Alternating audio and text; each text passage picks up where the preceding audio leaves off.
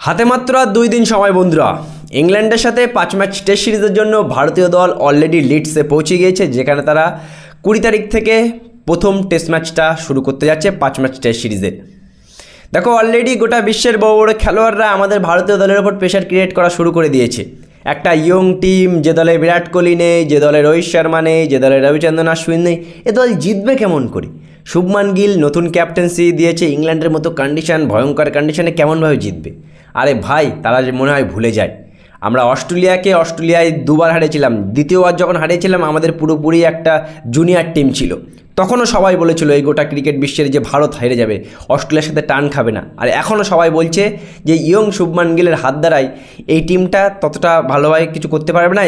অনেকেই বলছে 4-1 হেরে যাবে ভারত, অনেক খেলোয়াড় বলছে 4-1 হেরে যাবে, কেউ কেউ বলছে 5-0 হারবে, কেউ কেউ বলছে 1-0-তে 3-2-তে হারবে। ভাই, আমরা সিরিজ জিতবো। প্রথম টেস্ট ম্যাচের আগে একটা বেস্ট প্লেইং 11 কী হতে পারে, একাদশে কারা কারা সুযোগ পেতে পারে বন্ধুরা? আমার একাদশ আমি কিন্তু তৈরি করে ফেলেছি ভাই। আমার ওপেনিংয়ে জয়সওয়াল এবং কেএল রাহুল ওবিএস চয়েস। 3 নম্বরে আমার ব্যক্তিগতভাবে সাই সুদর্শন, যেমন ফর্মে আছে তাকেই সুযোগ দেওয়া উচিত। 4 নম্বরে শুভমান গিল তো ওবিএস চয়েস, আমাদের ক্যাপ্টেন। 5 নম্বরে করুণ নায়ার, বহুদিন পর 2017 সালের পর কামব্যাক করবে, ভালো ফর্মে আছে, প্র্যাকটিস ম্যাচেও রান করেছে। ওদিকে আমরা 6 নম্বরে wicket keeper OBS choice Rishabh Pant, 7 নম্বরে রবীন্দ্র জাডেজা, 8 নম্বরে শার্দুল ঠাকুর আর নীতিশ কুমার রেড্ডির মধ্যে আমি রেড্ডিকে রাখবো, তার কারণ রিসেন্ট ফর্ম রেড্ডির অনেক ভালো।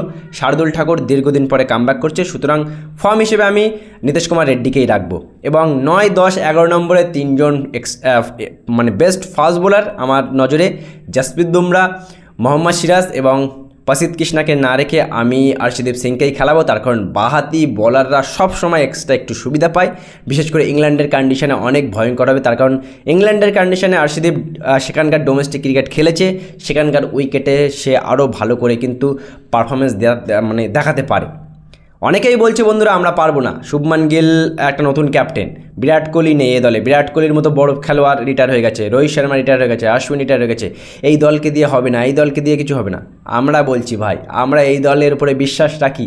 আমাদের পুরো আশা যে আমাদের এই ভারতীয় দল, এই শুভমান গিলের দল, যেখানে জসপ্রীত বুমরার মতো বলার আছে, যেখানে মোহাম্মদ সিরাজের মতো বলার আছে, যেখানে রবীন্দ্র জাডেজা, কেএল রাহুলের মতো প্লেয়ার আছে, সুতরাং একেবারেই কিন্তু ইয়ং দল না। আমাদের কাছে জাডেজা, রাহুল, জসপ্রীত বুমরা এরাও কিন্তু বহু ম্যাচ খেলেছে। ঋষভ পান্ত অলরেডি 6-7 বছর ধরে ক্রিকেট খেলছে।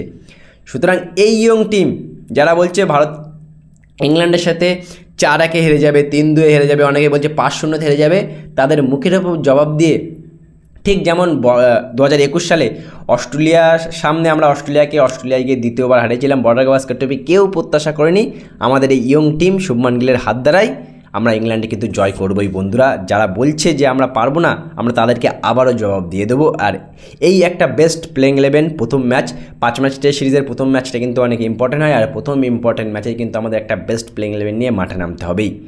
জবাব আমরা মাঠেই দেব, যতই যা বলুক বন্ধুরা, আমরাই জিতবো কিন্তু এই টেস্ট সিরিজ।